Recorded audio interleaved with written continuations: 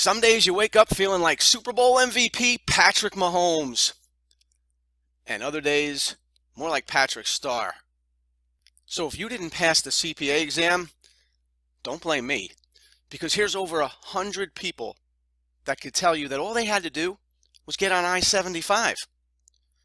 They came to me from Becker or Wiley or Ninja, and once they got on the right road and learned the basic concepts, they had the confidence that they needed to pass. So I'll let you read what some of these famous and not so famous people wrote to thank me for helping them pass the CPA exam, where in many instances they thought about giving up. This list is endless, but I'll save a very important place in my LinkedIn Hall of Fame here for you.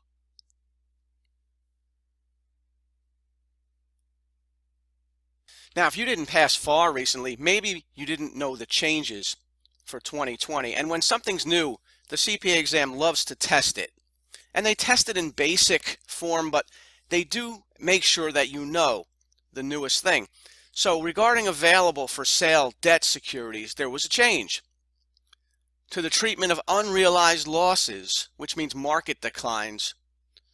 When the decline is the result of credit deterioration, then the loss no longer goes to OCI. Assuming no credit deterioration, just a market decline, then the available for sale unrealized loss would still go to OCI. But if there's credit deterioration of the issuing company, then that portion of the unrealized loss has to be shown on the income statement. So maybe you got a question just like this on your CPA FAR exam and you weren't sure what to do. We'll read the end of the question first. How much loss is shown in Cronin Corp's income statement in year one?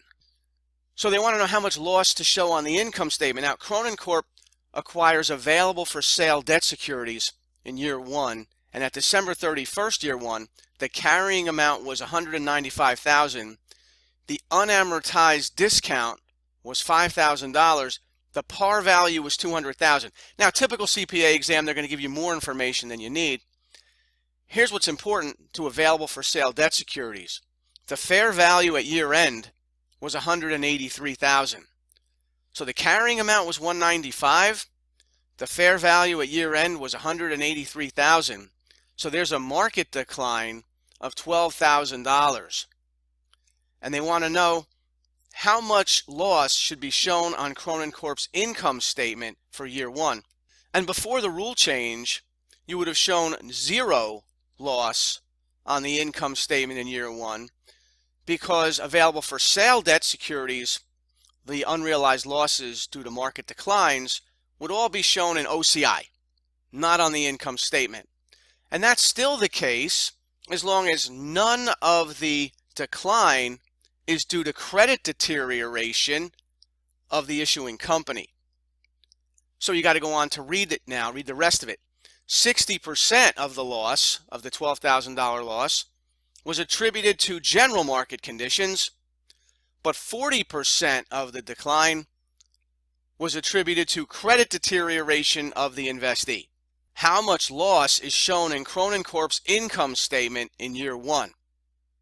So it's not zero, because the new rule says the percentage of the decline that's due to credit deterioration has to be shown in the income statement. And they tell you that 40% of the decline was subject to credit deterioration. So 40% of the $12,000 overall decline from $195,000 to $183,000. That $12,000, 40% of it was attributed to credit deterioration, meaning $4,800 of a loss should be shown on the income statement in year one. So B would be the answer.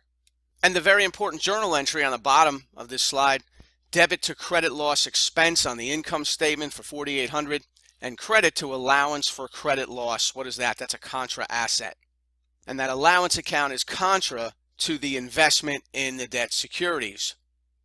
Since the rule is new, the exam is very likely to test this in a question just like it.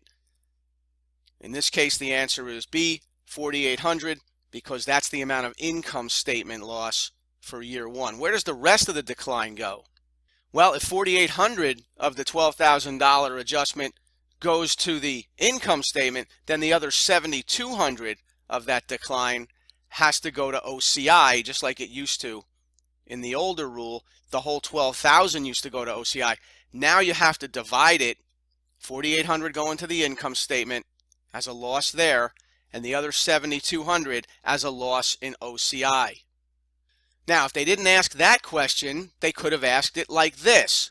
The same facts are presented, but they just ask how much loss is shown in Cronin Corp's OCI in year one.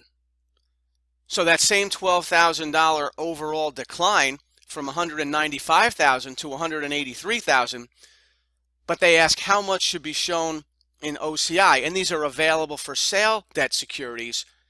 So, of course, the old rule, everybody would just say, well, $12,000 would all go to OCI because these are available for sale debt securities. Yes, but that rule has changed, and now they give you the breakdown. 60% of that loss is attributed to general market conditions, 40% was attributed to credit deterioration. So if they want to know how much loss is shown in OCI, it's the percentage that's attributed to general market conditions. 60% of that $12,000 or $7,200, which is answer choice C. All right, you think you're ready for this one? Let's try. Page Corp acquired available for sale securities in year one. At December 31st, year one, the carrying amount was $98,000. The fair value at year end was $81,000. So there's a drop of $17,000 in value.